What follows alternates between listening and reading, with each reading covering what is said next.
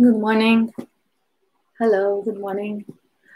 Here we are, broadcasting live this special online seminar called Svadhyaya Intensive. I'm very happy to be here. I assume people will join us as we go. My name is Galit. I'm from Kaden Foundation, which is actually a non-profit organization promoting existence, knowledge, and bliss. And we are heading towards 6 lectures, about 1 hour and a half each, talking about and practicing the most important part of yoga, which is Svadhyaya, self-realization, self-study, and self-realization. So should be interesting. This summer, usually I travel and teach abroad, and usually we meet, but this time, since all this mess is going on, we are meeting online. And I was thinking this was a good topic, this self-realization, because if we cannot take a journey outside, at least we can take a journey inwards.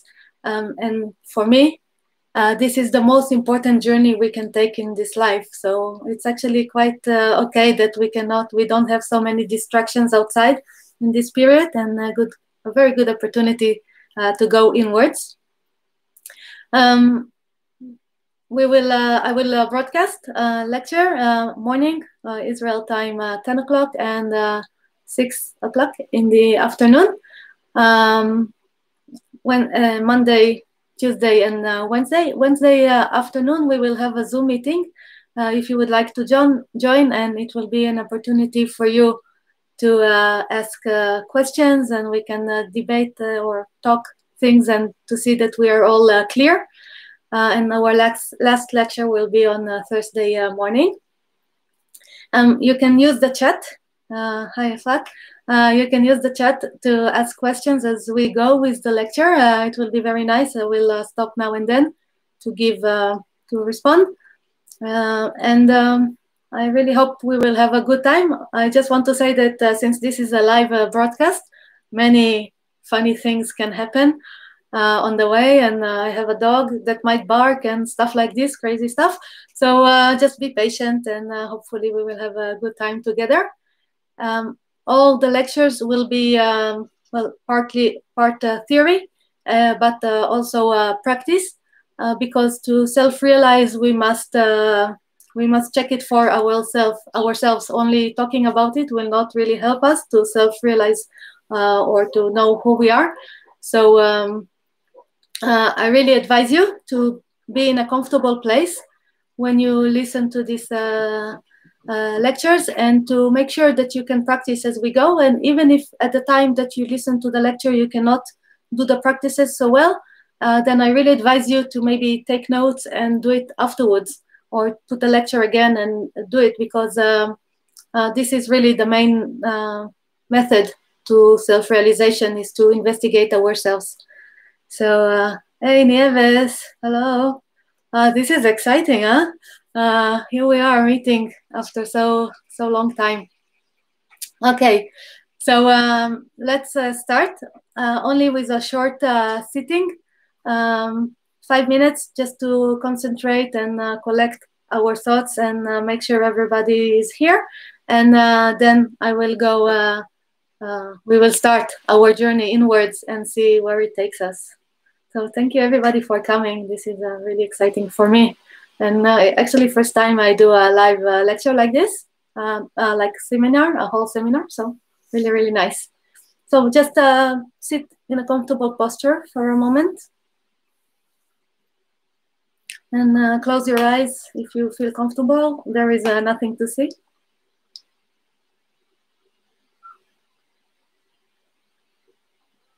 Take a few moments to relax the body and relax the breath.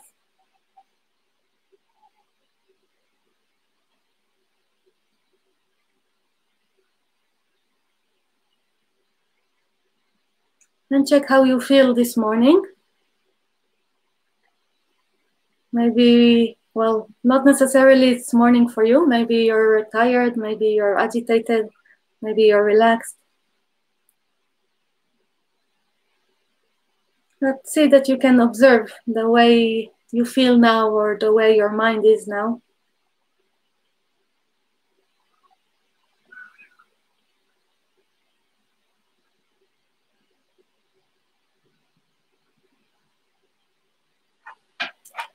And then when you feel ready, just gently direct your attention to the breath. And see that when you direct your attention to the breath, you can immediately become aware of the breath. You can see when the inhale takes place and when exhale takes place.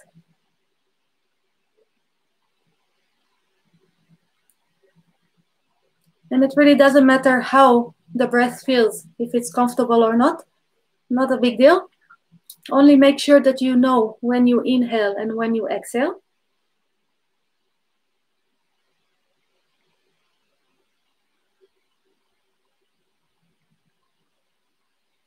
And then when you see that you inhale, you can mentally say inhale or air in, or in your language, whatever is inhale, and air out or exhale every time you see that you take the air out. And just let your mind rest there. In this way, we prepare the mind for the teaching.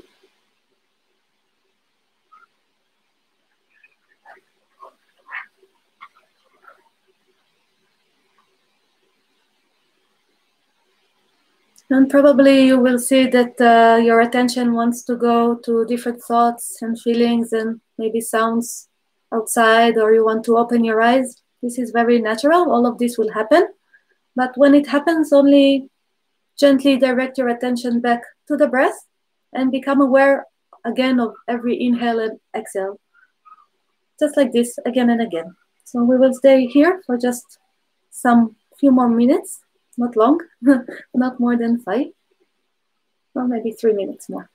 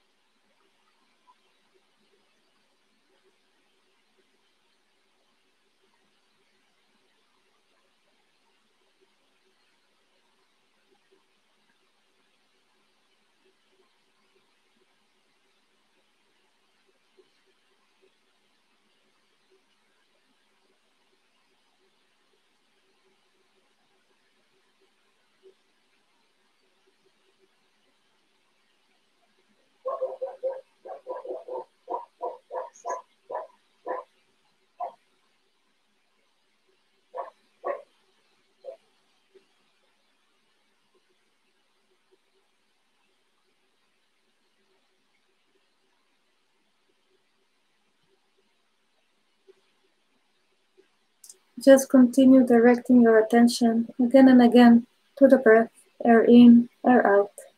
Let your mind rest on the breath.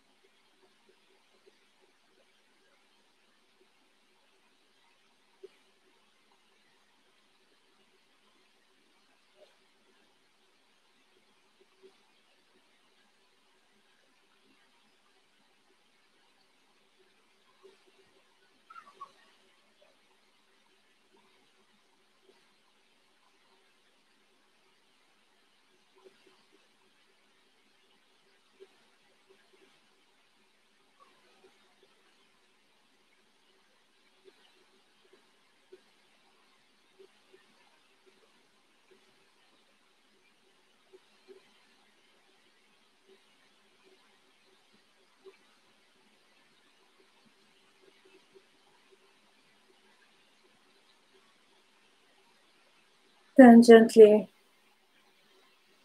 release your attention. Take a deep breath. And when you feel ready, open your eyes. All right. 5 minutes of this kind of practice every morning. You will see that your mind becomes a little bit more clear and relaxed and quiet, and then you can go to your day more focused. So it's really nice. It doesn't have to be a long meditation. 5 minutes is enough. And it's enough for us for now to start our teaching. So I have this little board here, which I hope, America, hello, from Estonia. Hi, this is so exciting. Okay, so we have this little board here, which I hope will serve us well, because I will have to use it here and now, and I hope you will be able to see well. Maybe I will use the chat also to write some things if it will not be clear. So this seminar is called Svadhyaya Intensive, and the word Svadhyaya is a very special word in Sanskrit.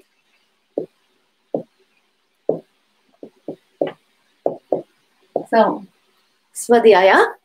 And what is Svadhyaya? The words are in Sanskrit, they are very nice because they are made of roots that you can put together, and then they make a lot of sense if you understand the roots. So, Sva is self. And Dhyaya, this part, we can read in two ways.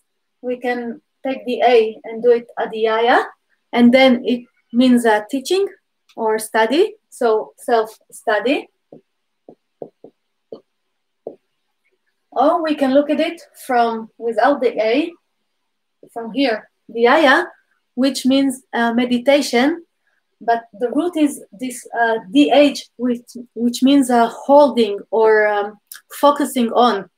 So if we want to study the self, we have to do meditation on the self, or in other words, hold our mind, our attention on the self to be able to realize what it is. For me, this idea of self-study and through the self-meditation or holding the self is the most wonderful thing in yoga, because the yoga is not theory. It is actually a set of techniques or a way that leads us to self-investigate. It tells us, listen, you are this and this, or your mind is like this or like that. But then it gives us first the ability, or helps us to develop the ability to look for ourselves and to see how the mind is, or how we are, or what is going on. So everything is really, everything that we are going to talk about, we are going to look for it and to see that it is like this. So we confirm it again and again. So it's really amazing. And but it requires us to know how to do meditation, how to hold the things that we want to know. And we're going to do the whole process. And in a minute, we are going to see how amazing it is and how the yoga is so accurate. Talking about the self, we are going to investigate two kinds of selves, believe it or not. One self is the regular self that we think that is us. That means me, Galit, this body, and the mind, and thoughts, and emotions, and my identities, all of that which I am used to call myself. This is one self that we are going to investigate and to see how it is and how it works. But we're going to discover another wonderful thing. We're going to actually discover that there is another self. In English, when they want to make the distinction, they use little s, to say this self that is Galit with this body and mind, but they refer to another self with a capital S, which is who we really are. And this we have to discover, because we've been taught all these years that us, ourselves, are this body and mind. So now somebody has to convince us that maybe there is another self that is different than the body and the mind. We call it the self that is aware or conscious self. But we have to realize that it is there, so we have to look for it. It's a little bit hidden, but I promise you that in this seminar we are going to find it, and we are going to realize these two selves and the connection between them.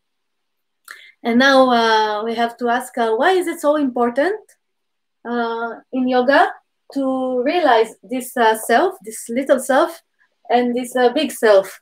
Why do we need to do this process at all? And this is really the main part of yoga. The heart of yoga is this self-realization. And why is it so important? From a from a very simple reason. Since we do not know these two selves, since we only think that we are this little self, this body and mind, we suffer.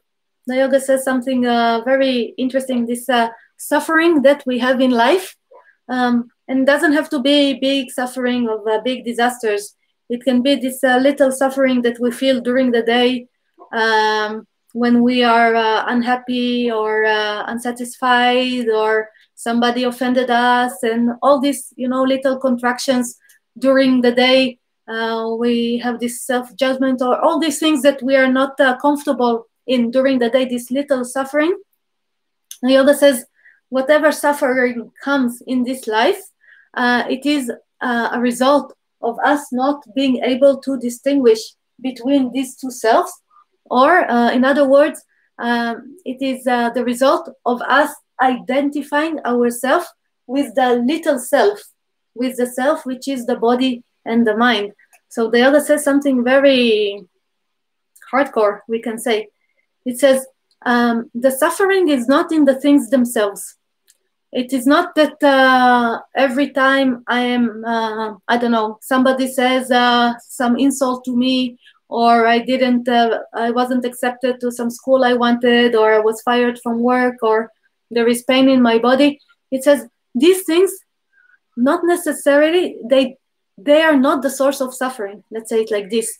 They will be difficult and painful and hard and many, many other things, but they are not the source of the suffering. If we suffer because life is challenging, or because we were insulted, or we're uncomfortable, we are suffering because we don't distinguish between these two selves, and we identify ourselves with the body and the mind instead of the self that we really are. So the yoga called this avidya. Avidya, like this. Avidya means lack of knowledge. Lack of knowledge, or many times we can say like wrong knowledge, but it's basically this A at the beginning, avidya. The A says no, so no knowledge. We have no knowledge about who we really are. And I will say it even more, we have wrong knowledge about who we are, because we've been taught all the years that we are the body and the mind and our emotions and thoughts. So of course, naturally, we will identify ourselves with these things. So this avidya is this lack of knowledge about who we are is so deep inside of us, and in our knowledge of who we are. And this is the reason why we experience life as suffering. So the whole process of yoga is to cancel this wrong knowledge, or cancel this lack of knowledge. And then what will be the way to cancel lack of knowledge? Is to gain right knowledge, is to gain new knowledge about who we are. And this process of gaining new knowledge about who we are, this is Svadhyaya. So Svadhyaya is actually the way out of suffering. This is the main part of yoga. I know maybe some of you know yoga as the postures, and maybe we had the idea that yoga is basically to make us feel good and fit and flexible. But yoga, this asana part, this postures part of yoga is just a very, very, very little part of yoga. We will see exactly where it comes.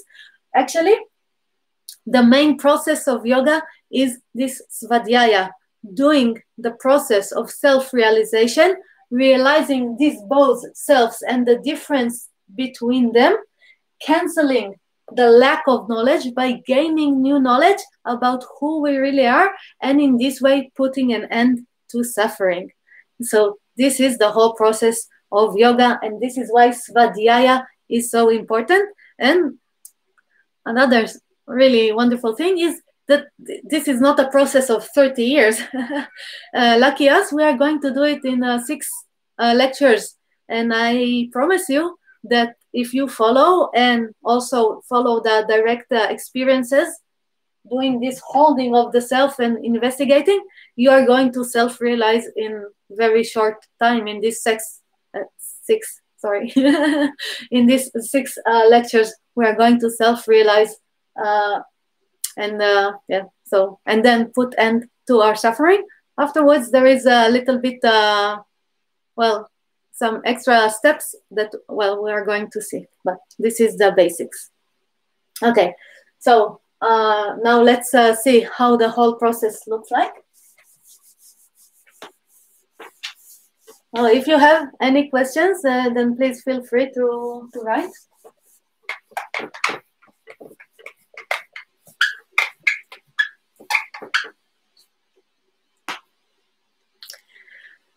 So to understand the whole process of yoga, before we go deep in Svadhyaya, I'm going to refer to the Yoga Sutra of Patanjali, which is an ancient text that describes really the whole process of yoga. It talks about how the lack of knowledge is the basis or the root cause for suffering. And it talks about what we can do in yoga, how we do this process to gain the new knowledge and all the steps. So we are going to refer to Sutra number 1 in chapter 2. The whole book is divided into 4 chapters. So this is the first sutra in chapter number 2. And in this sutra, Patanjali describes the whole process of yoga. He calls it Kriya Yoga.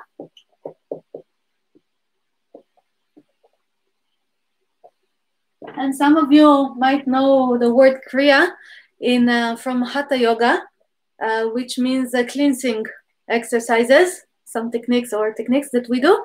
But here, the root, again, if we look at Sanskrit, the word root of the word is K-R, which means action. So what is the actions of yoga? What is the flow that we take in yoga? What is we can say the process that is going to be in yoga? And he says the process is combined of 3 steps.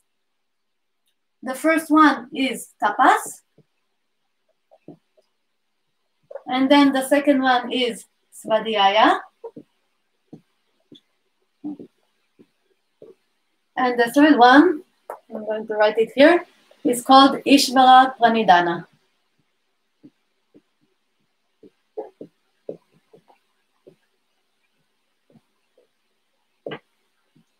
So this is the whole process of yoga. We start with tapas, we advance to svadhyaya, the self-study, self-realization, and we finish with Ishvara Pranidhana. And I'm going to explain each of the steps. As I said, this is the main thing we have to do. This is the turning point in gaining the knowledge, in going out of avidya or canceling avidya. We have to do this self-study. But this self-study, as I said, it has to be from direct experience. It's not enough only to hear a lecture. We have to really look at it and to really look at things and to be able to investigate for ourselves how the things are, or to meditate on something, to really see it, we have to prepare our mind. And that now we have to understand a little bit why and what is the mind. So the mind is the thing that we are using now to you are using now to listen to me, hopefully, and to think about what I say, and then to take some actions. Some of you decide to continue, some of you decide to, well, go. And we use the mind all the time for grasping the world, to see the world, to think about the world, and to take action. And without the mind, we cannot perceive the world, we cannot act in it. We all know what a person that is unconscious, the mind at that time is almost dead. So there is no perception of the world. There is no ability to think about or process, and of course, no ability to act in the world. So the mind is the tool that we have to use in order to self-investigate. But to be able to see really the things as they are, for the mind to show us really the things as they are, we have to prepare the mind. We can take a simple example to think of the mind as a camera. Imagine you have a camera and now you want to take very accurate photos of reality. No filters, no nothing. You want to see in the photo reality as it is. You have to make sure, for this to happen, you have to make sure that your mind is, your camera is in a very specific condition. It must be clean, you know, the lens must be crystal clean, and it must be very steady. And only if your camera is steady and clean, then when you take a photo, the photo will be very much identical to what there really is. So our mind really acts like a camera, and it must be clean, and it must be steady in for us to see the things as they are. But if we look at our mind at different times, we can ask ourselves, is the mind always ready to show us reality as it is? Is the mind always steady and clear and gives us a good, accurate image? And then our answer will be no. Many times the mind is very agitated. We know it. We try to read a book and our attention keeps going away, and we can read the same paragraph many times and we don't even understand what there is there. So this is one kind of mind, and that is not suitable for this self-study, for this Svadhyaya, because if I try to look at the self, and this is interesting because the self is the little self, this mind and body, this is in a way quite easy to see. But the big self, the hidden self, is very delicate. It has no very profound or very recognizable characteristics. So we have to be in the mind has to be extra clean, extra steady for us to be able to grasp something so subtle.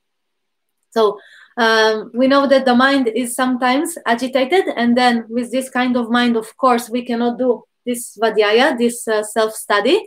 And then there is another condition of the mind. Many of us, we know it. The mind can be very tired. And then we can find ourselves trying to listen to somebody talking or reading a book, and we keep dozing off and we miss sentences, and really we don't know what there was there. And you will see that many times when you try to do this Svadhyaya, you will actually fall asleep. Your mind is not awake enough, or is tired, and you're not able to hold attention as long as is necessary to see who we really are, to do this Svadhyaya. So the tired mind is also not a mind that is suitable for study or suitable for meditation or Svadhyaya. So we need to, so we know that many times our mind is not prepared, so we have to prepare it. And we have to gain the ability, develop the ability to make the mind steady and clear when we need it. And I say when we need it because we don't need our mind to be steady and clear all the time. This is not possible. We're not going to, all the time have to hold meditation in life. There is no problem that sometimes my mind is agitated and is all over the place, and sometimes the mind is tired. This is very okay. I will not try to self-investigate when my mind is in this state. So in our lectures here, we will have to prepare the mind to do this Svadhyaya. And this preparation of the mind for Svadhyaya, we can say it's a journey. It takes effort to do it because, this is again interesting. To make the mind agitated, I don't need to put any effort. My mind will naturally become agitated as the day goes on. Phone calls, jobs, emails, doesn't matter, my mind becomes agitated. The mind becoming tired, also no effort needed there. It becomes tired naturally as the day goes on. But to make the mind steady and clear, this takes effort. And tapas is the effort we put to make the mind clear and steady. This is the word tapas means like friction or heat. Why they use this word? Because every time we work with effort, we can feel this heat coming. We can feel it. We start to sweat, even not doesn't have to be external sweat, but this effort inside to steady the mind, to quiet the mind. Maybe even now in this 5 minutes of meditation that we did, you felt the effort you needed to put. So this tapas indicates, wants to say, there is a process that requires effort, and it is like a preparation of the mind to make you ready for Svadhyaya. But this process takes effort. It takes, it must be done with will, and you must be repetitive. You must endure there. You must continue doing your work. Otherwise, you will not prepare the mind. Otherwise, you will not be able to do this self-investigation. So this tapas we are going to see exactly, before we go to talk about this, we are going to understand this exactly, the whole process of tapas, because it's wonderful how yoga constructed this process from the very first steps to help us steady the mind to the very advanced ones. But here is the turning point. And this turning point, I can already put the word because maybe or what is the point that tells us, oh, your mind is now ready, is what we call Samadhi. Maybe you have heard this. Samadhi and the ability to do Samyama, and I will explain. Samadhi is when the mind is crystal clear and steady and show us the things as they are. This is the word. Sama is same, and the identical to itself with no additions. So we do tapas, which is a long process. We are going to see this effort to make our mind more clear and more steady until we reach this ability of Samadhi.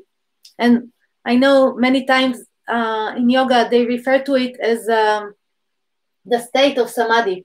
But for me, this is an ability that I can use whenever I want. It's not that one time I develop Samadhi and then yoga is over, like many times they describe.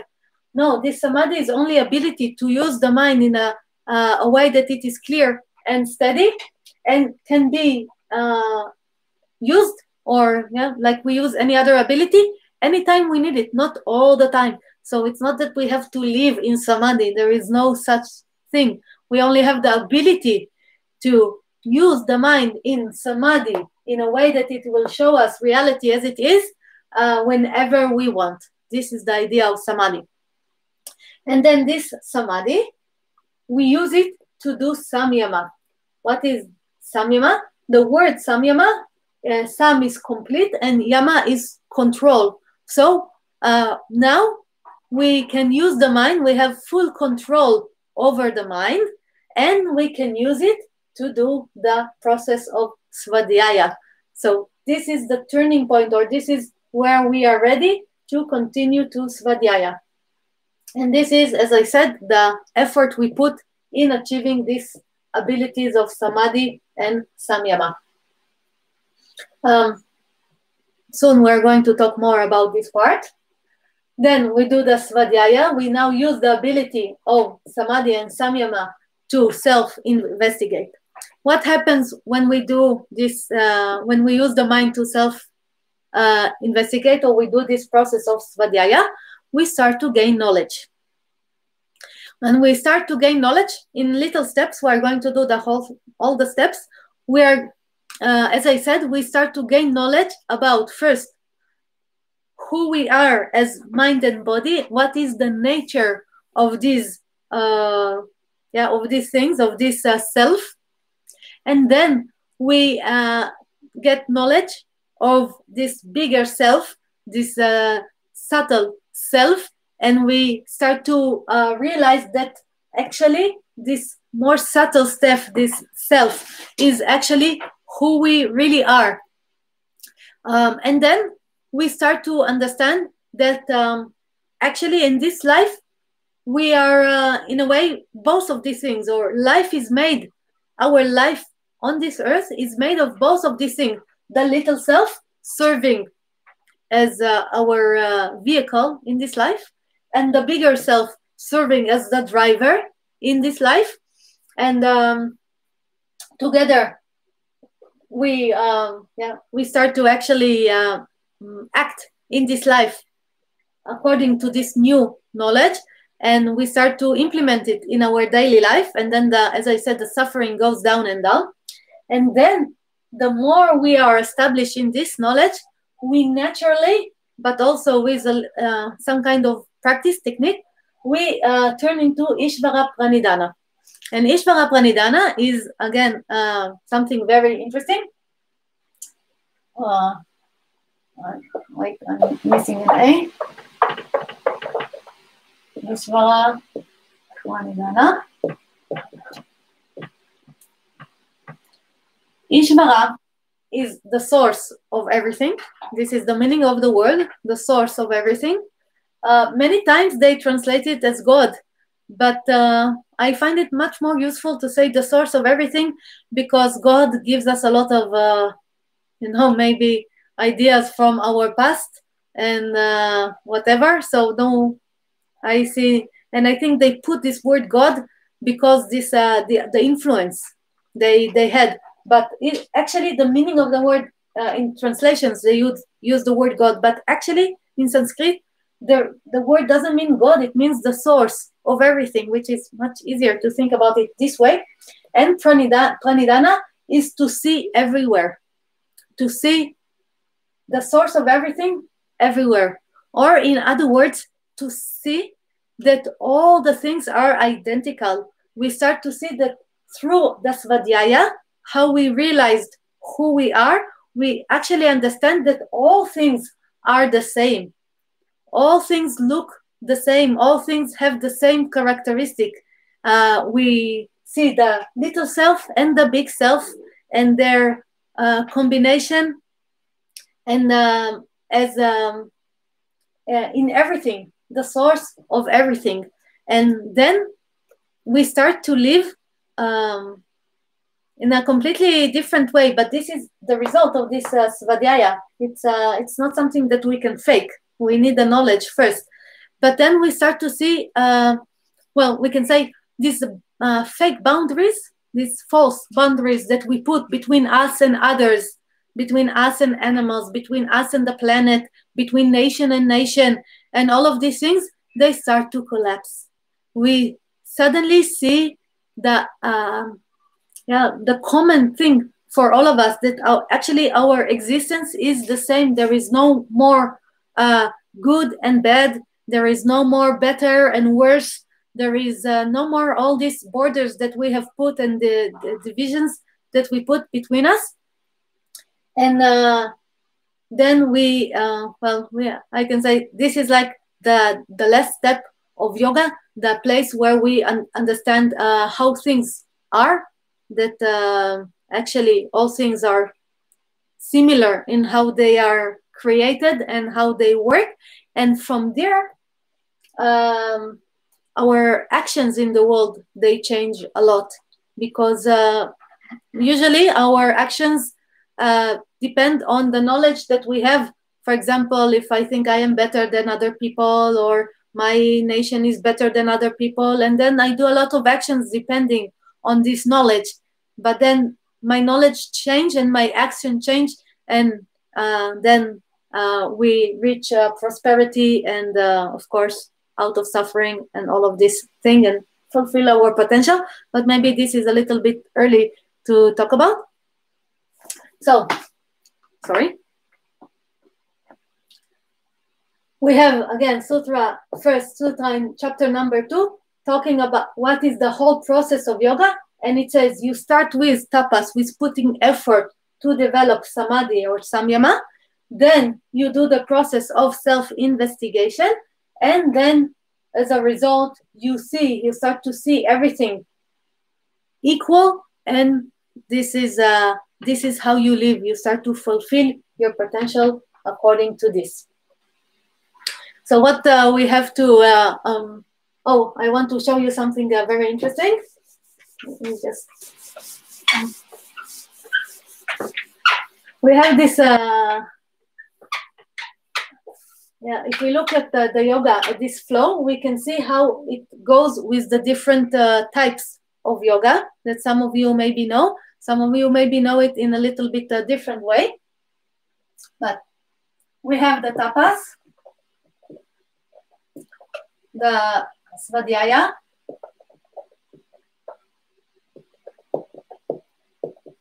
and I'm going to put only initials, Ishvara, Pranayama. Okay, not enough space. So how does it look in the yoga as what if we go a little bit deeper in the process? What do we have to do? What kind of yoga do we have to do? So this tapas, preparing the mind, starts with what we call Hata Yoga. This is the most common yoga in the West. Hatha Yoga is using the body, in using the breath, and using different kind of cleansing techniques to start to prepare the mind for Samadhi. Why do we have to start with the body and the breath? For a very simple reason. If we immediately start with trying to control the mind, maybe we will see that the mind is too agitated or too tired, and now we cannot start to meditate in this condition. But the body is something much grosser, and with the body we can work, because if I tell you lift your hands, bend down, go into this posture, stay there for 5 breaths, do this, do that, then this is much easier to follow with an agitated mind or with a tired mind. So using the body helps us to prepare the mind, but from a more gross techniques, something more easy. Excuse me for 1 minute, I have to open the door for my dog before he cries too much.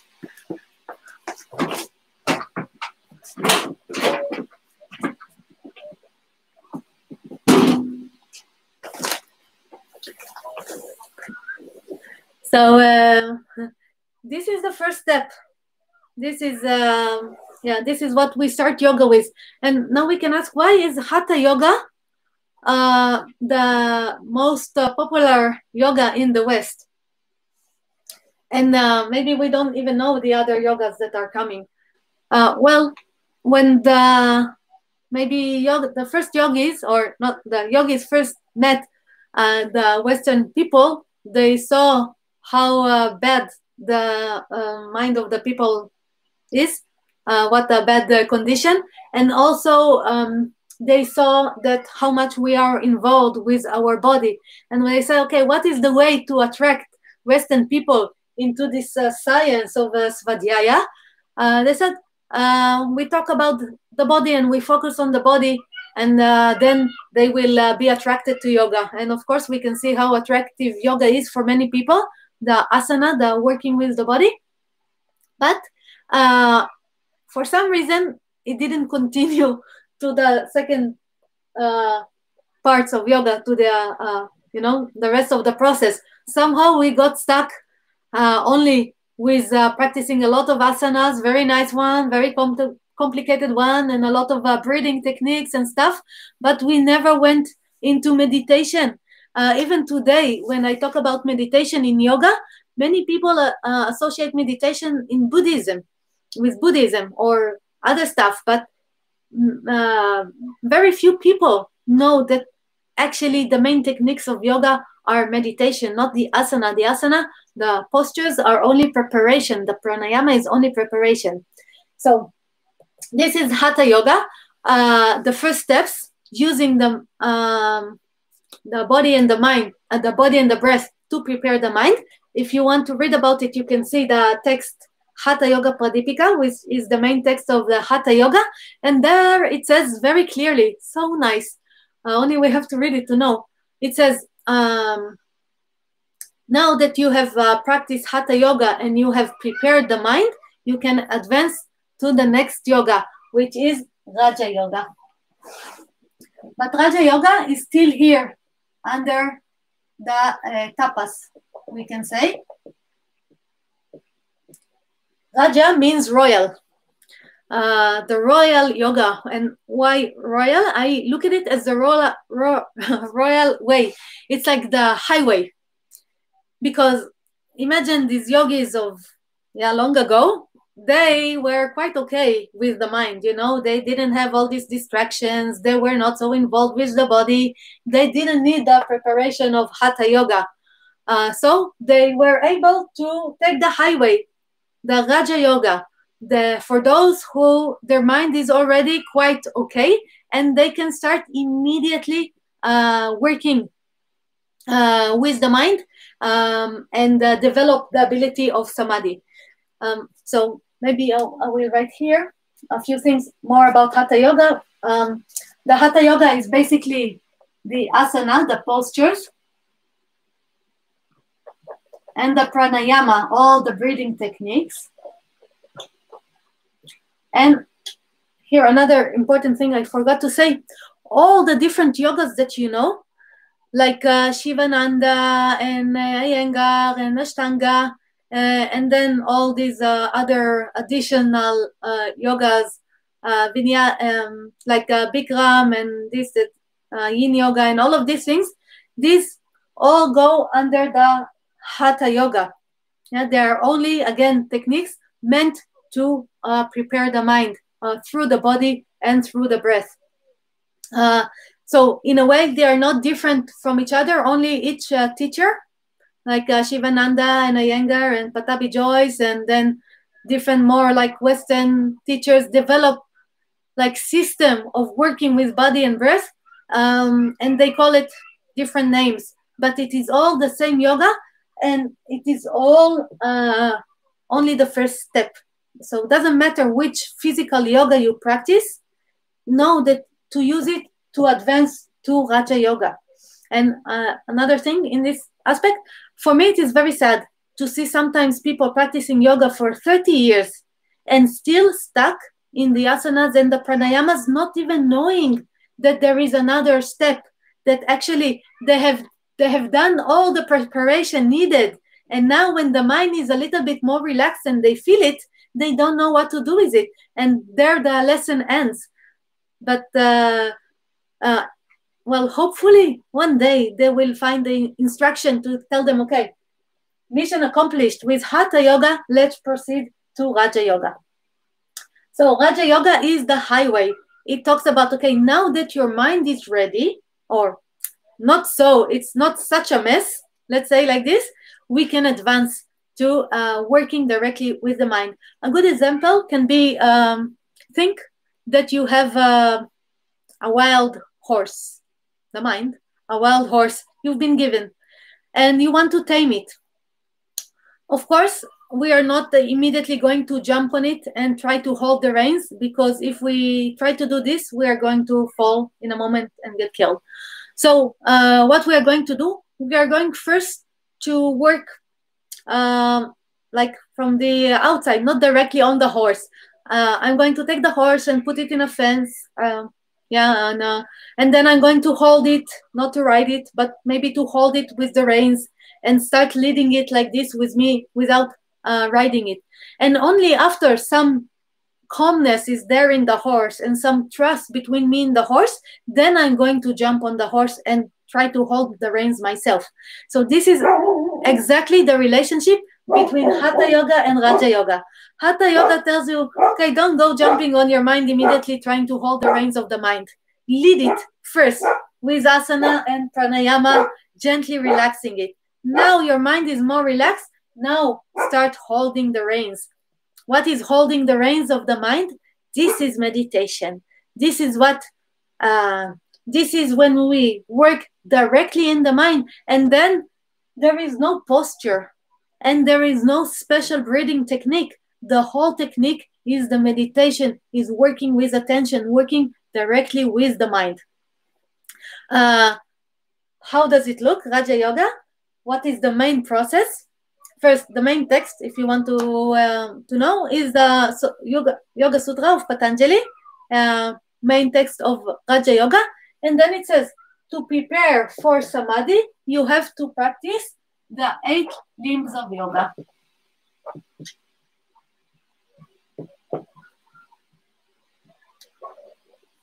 You have to practice the 8 limbs of yoga. And what are the 8 limbs of yoga? Some of you might know, but usually we have some confusion there. This is what happens when I take my dog out.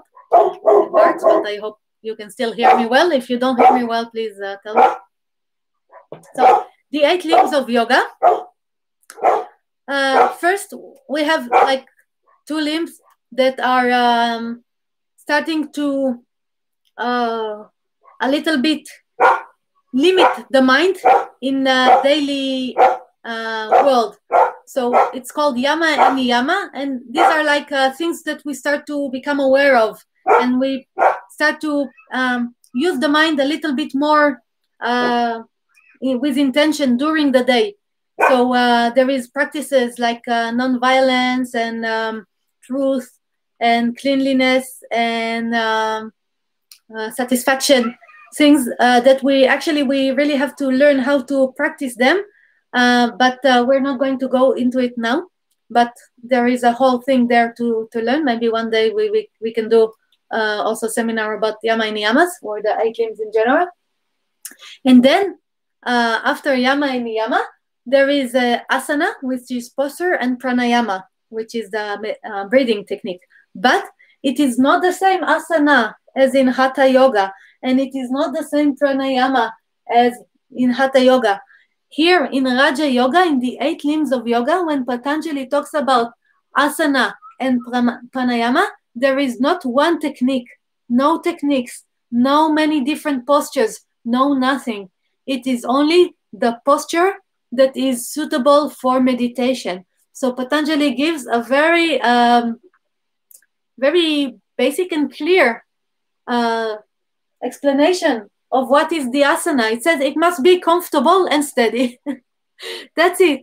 Why comfortable and steady? Because if we want to work with the mind, we must make sure that our body is comfortable and steady, because we all know that if the body is not comfortable, we cannot work with the mind.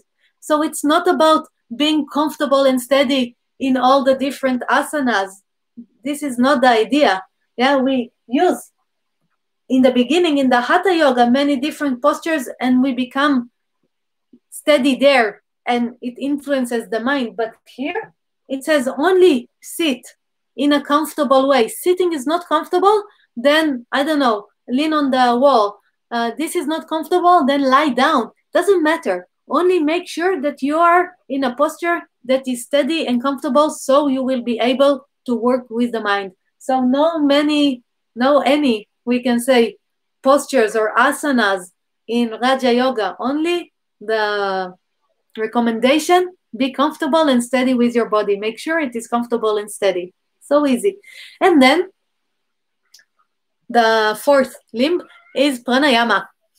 Pranayama, again, not all these techniques, not needed, all these nadi shodhana and all these different techniques. These were first when the mind was very agitated and we needed somehow to relax it. Here, the only idea is let the breath be long and slow, or relaxed. It calls dirga and shukshma, gentle, long and gentle. And why long and gentle, but not long like that, no? Yeah, but just, slow and gentle. Why? Because when the breath is like this, then we can easily work with the mind. But we all know that if the breath is very agitated or we are uncomfortable with the breath, then the mind is also agitated and we will not be able to meditate. So again, in Raja Yoga, there is no instructions of pranayama techniques. Only make the breath in a way that you will be able to use the mind for meditation. And then we go to the fifth limb, pratyahara. Pratyahara is, again, very nice. It means withdrawing or going away from food. Prat is like withdrawing and ahara is food. But what it means is taking the senses away from their objects of interest. And if we think about it, what we try to do is to ride the mind or to use the mind, control the mind, direct it as we want. So if we go to the example of the horse, if my horse is busy going to, plants that it sees and flowers and other horses, and its attention goes out all the time, I will not be able to manage it well. I must make sure that it is, in a way, like collected. There is this thing that they put for the horses to block their sight, for them not to be distracted by other stuff. So this is the idea here. It says, take your attention inside. Stop directing it to other things outside. And only if you take your attention, you withdraw it from external sensors, then you will be able to control it or to use the mind. And then what do? We sit in a comfortable way. We make sure the breath is relaxed. And then we make sure we have the attention under our control. We don't let it go to other places. So the eyes are closed and we are in a quiet place. Afterwards, even if we are not in a quiet place, it's okay because we already know how to hold this attention, how to take control of it. And then we can do whatever we need with the mind. So this pratyahara, collecting the attention, not letting the mind wander after stuff that is going around, not even after thoughts and ideas and stuff like this. We collect it and then we are ready. And now we get to the three last limbs, which is riding the horse. Now we are going to go on the mind and hold the reins of the mind and start to develop the ability of using the mind. And here I must say something. The ability of using the mind is not only for yogis. The ability of using the mind should be for every person in this world, because the mind is what we have to see the world and think about it and act in it. So for me, these lessons of how to control the mind, how to use the mind, how to make it clear and steady, this should be taught in the first grade. This is like the most basic ability that we need as humans. And I can say even, the mind is such a extraordinary instrument. It's like the most sophisticated machine evolution ever made. Think about the most sophisticated spaceship. We must have lessons of how to work with it. We must receive some teaching of how to work with the mind. And somehow in the Western world, there is no teaching of how to work with the mind. Only what they expect us to know, but we can see that it's not working because today so many this ADHD and this anxieties and depressions and disturbing thoughts, and people's minds are out of control. And we can see it, and maybe especially in this time is even worse for people who didn't train in Raja Yoga. So we must know how to control the mind, how to use the mind, even if we are not yogis, even if we are not interested in doing Svadhyaya, there is still a lot of importance to do this. So the last 8 limbs are called dharana. This I'm going to write because these are important. Dharana. And look at this DH here. Dhyana. Dhyana and Samadhi. The Dharana is one-pointed concentration. The meditation, which is called one-pointed concentration, where we hold attention on only one thing and leave it there and make the effort to keep it there. And so we know we have done it in the beginning, and we will practice it more in the afternoon lecture. The Dharana is the basic need or the basic ability through which we control the mind, through which we make the mind steady and clear and ready for this deep investigation. And this DH, you see, the same root of holding, of being able to hold attention, to hold the mind on one thing. Here it is a practice, only developing the ability, and here it's already using it for what we need it. To understand, we can think again of the example of the horse. I'm learning how to ride the horse inside this farm and inside the ranch. But it's not my idea to ride the horse inside the ranch forever. After I have developed the ability of using the horse, now I want to go to the mountains or wherever and ride with the horse freely. So this is the same idea. Here we are developing the ability, and here we are already using it for our own benefit, for what we need it for. And again, I can say this controlling the mind, even for people who don't want to do the process of Svadhyaya, is still extremely important, because if they want to read a book, they will be able. If they want to hold a conversation or a lecture, they will be able. If they want to focus on their work, they will be able to do it, because now they have control of the mind. So this ability will then be available for us in anything we would like to do in the world. And for us as yogis, it's Svadhyaya, but can be other things. And I can tell you that if you practice this dharana, one-pointed concentration, 5 minutes a day, you will start to see the benefit of controlling the mind. When you read a book and when you, have to do some task or whatever, you will be like suddenly saying, oh, I can control the mind. Even though there is a lot of noise, I can still concentrate on the book or finish the paper. So it's wonderful for daily life, also necessary for daily life.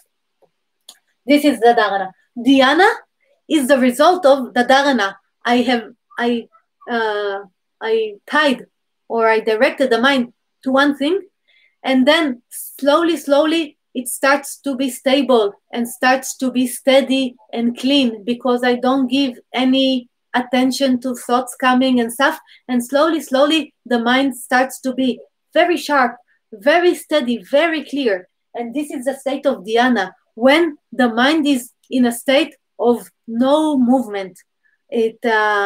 It is now ready to show me reality as it is. So this is what they actually call meditation. The dharana is the practice, is concentration, or what we call one-pointed meditation. But the state of the meditative mind is this, is dhyana. Then the mind is no longer preventing me in any way from seeing the things as they are, or I can say it in the positive way, it allows me to see the things as they are without thoughts and feelings, emotions that obstruct what I see.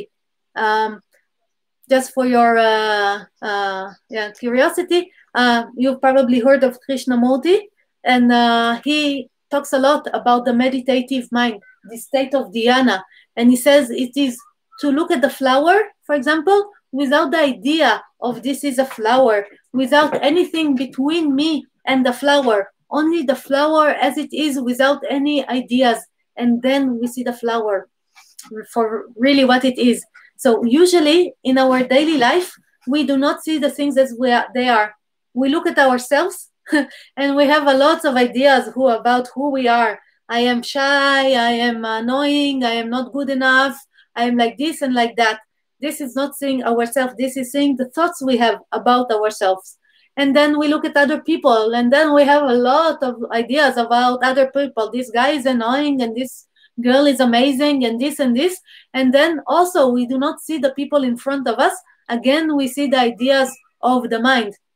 And we see a sunset, and we don't see the sunset. We see again the ideas we have about the sunset. Oh, this is the most beautiful sunset I've ever seen, and stuff like this. So in the state of dhyana, in the meditative mind, in the meditative mind, there is not anymore the ideas of this is the most wonderful, beautiful sunset I've ever seen, or this is a horrible person.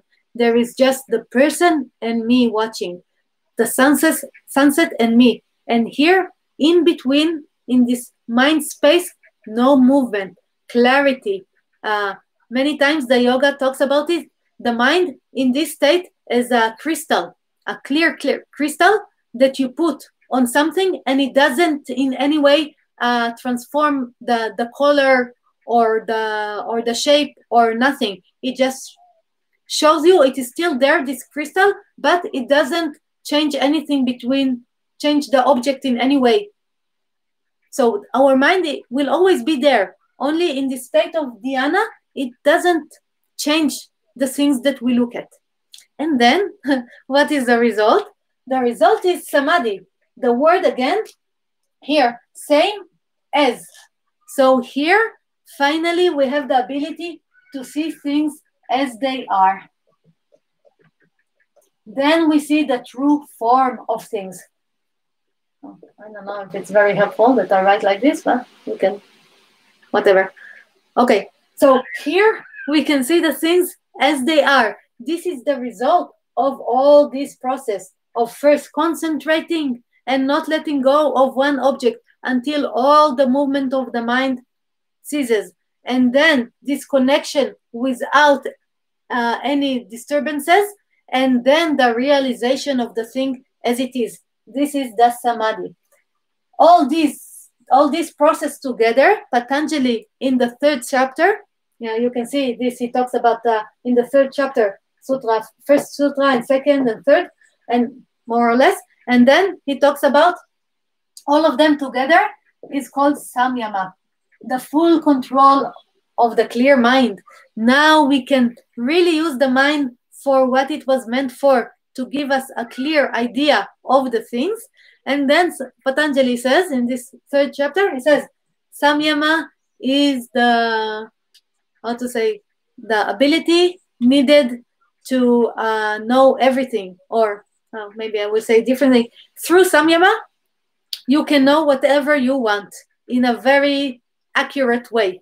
Yes, Samyama, now that you have full control of your mind, whatever you choose to investigate, you will get right knowledge about it. And then, just for those of you who are interested in the Yoga Sutras, he gives a lot of examples, but a lot of examples of what you can investigate. He says, okay, with the clear mind, if you look at the stars, you will know the movement of the stars. And if you look at the person, you will see the minds of the person, you will see all their conditionings. And if you look at this, you will see. So he says, okay, now you have a mind, just do whatever you want with it. But he says, and this is my favorite part, he says, but the most important knowledge that you want to get with this ability of Samyama, with this clear and well-controlled mind, is the knowledge of who you are. The distinguish between the little sva and the big sva. This is the most important thing you must learn. You can use it for many other things, but this is the most important. And I can tell you, and again, why is it the most important? Because this is the way out of suffering. This is the way to fulfill your potential. So look what we've done in this tapas, which says effort. And again, why effort? And this heat that is generated because starting to do all the asanas of pranayama of Hata Yoga, it takes effort. And doing all this process of Raja Yoga and starting to concentrate and to create a clear mind until the things start to show themselves as they are takes effort. And takes, in this process, there are two very important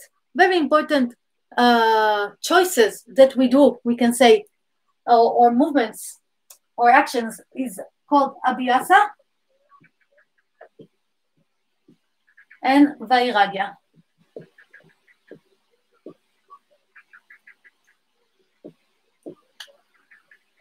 Abiasa is what we hold or what we do continuously, what we sustain in our life. And Vairagy is what we give up. And if we want to create a clear and steady mind, there are things we have to hold on to or to do every day. And there are other things that we have to give up on. Maybe not forever, but at least for this process of making the mind clear and steady. Because the state of the mind is influenced by our actions. We all know it, that if we smoke drugs all day, what the state of the mind is, or if we sleep too much, how tired the mind becomes. And we know that if we take a walk in nature, that the mind becomes more clear. So our actions influence the state of the mind. So if now we are in a process that we want to make the mind more clear, we must do this Abiasa and Vairagy. We must decide what are the things that support the clear and steady mind and stick to them and make sure to do them. And what are the things that are not good for the mind, that are taking it towards the more agitated or tired state, and let go a little bit of them. So we have to choose our actions. In general, since we are in a hardcore yoga seminar, I can use a little bit of more yoga words. We want to do Abiasa on sattva or on sattvic actions. Sattvic actions are actions that make the mind more clear and steady. And we want to do Vairagy on rajas and tamas, or rajasic and tamasic actions, which are actions that makes the mind more rajasic, which is the agitated mind, or more tamasic, the tired mind. So then if I have to choose, or I invite you for this seminar, only 4 days, to do some Abiasa and Vairagy. For example, you can say, okay, in this 4 days, I really want to do the process of Svadhyaya. I want to be successful. I want to really be able to look at at who I am. So I'm willing to put effort in it. I'm willing to do tapas. And then think in these days what you can do, what Abiasa and Vairagy. For example, I can say, okay, I'm going to meditate every morning. I'm going to take a walk with my dog. I'm going to make sure I don't eat too much. I'm going to make sure not to watch so much TV and stuff like this. I'm going to, sorry, not here. Here I'm going to do, here I'm going to do all the things that I know that are beneficial for the mind. So I'm going to do the asana and the Panayama and the meditation and the food, the good food, and the walk outside in nature and all of these things. And here I'm going to say, okay, in these days, only for these 4 days, I'm going to avoid some things that I know that are going to make the mind less clear and they are going to be opposite to the process of Svadhyaya or to the developing of Samadhi. So for these 4 days, I'm going to make sure that I don't use any drugs, and I'm going to make sure not to watch so much TV. I'm going to make sure not to eat some food that I know that makes me very tired and stuff. And yeah, I'm just going to give up some activities. So I really invite you, if you want to take this process seriously, if you want to be able to really look at who you are, prepare it not only with the practices that we are going to do here together, but prepare it also with this Abiasa and Vairagy. Take some actions to support the clear mind, and give up some actions that are against it. After the seminar is finished, go back to smoking, do whatever you want. But for these days, if you really want to investigate, do something like this, it will be nice.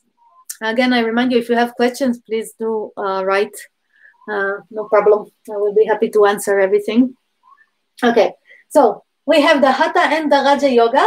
And this we said we are going to do with effort, and we are going to keep also a lifestyle that is supporting the sattvic mind and not the rajasic and tamasic mind. And when we have developed the ability of Samadhi, now that we can do Samyama, we can well control the mind and we can use it, we go to Svadhyaya. Svadhyaya goes into what we call Niana Yoga. Niana Yoga. As you can see, it's written like a Jnana, but in Sanskrit you don't pronounce the J, so it's Niana Yoga. Niana Yoga is wisdom. So here we do the whole process of investigation. Here we do what is called, here we have developed the concentrated and mindful mind. Here we do what is called analytical meditation, or meditation for investigation. We are starting to use the abilities of the clear and steady mind and our ability to use it, to control it. And now, not to focus on the breath anymore to steady the mind. We have already developed this ability. Now we're going to look at who we are. And this we are going to do together. We're going to look at the mind and see how the mind works and what it really is. And we're going to realize that it actually is different than us. And we're going then to check who us is. Yeah? Who are we? And we're going to realize the characteristic of us. And we're going to see how different they are than the characteristics of mind. And we are going to slowly, slowly gain knowledge about this. So this is the whole area that is called Niana Yoga. Unfortunately, lost in the world of yoga. Even if probably you've heard of Raja Yoga, maybe very few of you heard of Niana Yoga. But again, this is the Hata and Raja Yoga were only meant for developing or for being ready to do Niana Yoga, to learn who we are, the little Sva and the big Sva. And we don't stop there. Then we can go and investigate more after we have realized who we are.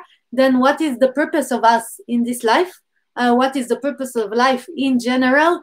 How things are, and we gain more and more knowledge until we understand, we see the source of everything everywhere. We see the identical nature of everything. And we continue from the Svadhyaya. We continue to what is called Karma Yoga and Bhakti Yoga. Karma Yoga being putting all this new knowledge into action in the daily life. And why is it so important? Because if you remember, the idea was to be out of suffering. Of the whole process of yoga is to go out of suffering and then even go out of samsara in general, not to be continuously, created and dying. So we have to put the knowledge into action if we want to influence our life, because our life eventually is the result of our action. So here we make effort to act in life according to the new knowledge, for example, that we have about ourselves, who we really are. So for example, if before we thought that we are shy, because we have this feeling of shyness. Through Svadhyaya, we have realized that actually we are not shy. Shy is only a feeling that comes and goes, but we are not shy. We are different than this shyness. And then when we go in society and shy, we feel shy. If before we had the knowledge, if we were shy, we would go away or sit in the corner. Here with the new knowledge, although we see shyness comes up, we still act from who we really are, not according to the shyness. So we can stay in society and behave freely. And this takes a little bit of effort. And maybe I will give a little bit more profound example. Think about fear. Usually when fear comes, we think, oh, we are afraid, and then we stop using things or stop doing things. I'm afraid, or I have anxiety of driving, and then I stop driving. But in Svadhyaya, we realize that this fear or anxiety is actually different than us, completely different nature. And then the karma, the action will be now different. I will see anxiety coming or fear coming, but I will continue driving because I know I am different than the fear. So I must put it in action. The more we put it in action, the more we start to be, steady in who we really are. Because first the mind was deciding our actions, and now slowly we start to be the ones to direct our actions, and we become more and more established in who we really are, and not established in the mind like before. This will all be clear as we start the process of investigation, so the self-investigation. So don't worry, even if now it's a little bit complicated. So we put all the knowledge into action. This is the practice of Karma Yoga. Many of you maybe know Karma Yoga as sweeping the floor or cleaning the windows in ashrams. This kind of Karma Yoga is a little bit like this Hata Yoga.